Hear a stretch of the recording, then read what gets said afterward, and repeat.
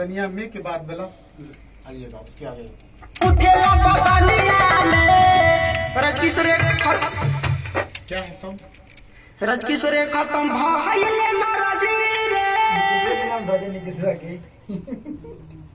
दरवाजे में मुकेश्वर है रजकिशोर के खत्म भइले नाराजी रे अरे मुकेशवा चलता जब पीरा उठेला बदनिया में रजकिशोर खत्म भइले नाराजी रे। हेलो हेलो शब्द गड़बड़ है, शब्द गड़बड़ है, इसको बोलिए अलग अलग टाइप से।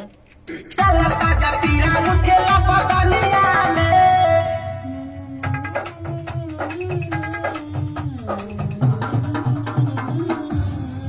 ओकरा पहिला राजा रजकिशोर है ना।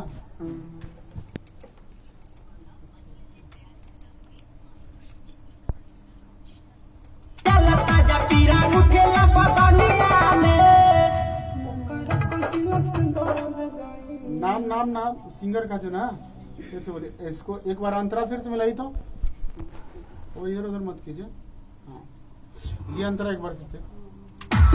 सखीनी राजा बेदाती रोज लगा हावेले हरदी चोटा खाइल बदनिया पे पे पे आराम से नहीं, फिर से ये।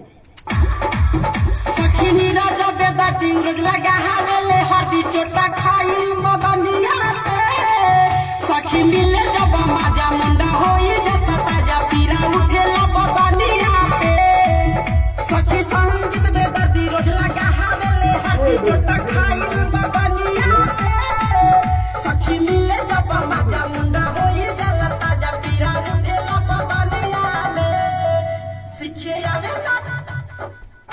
रुक जाइए आप हो जाएगा।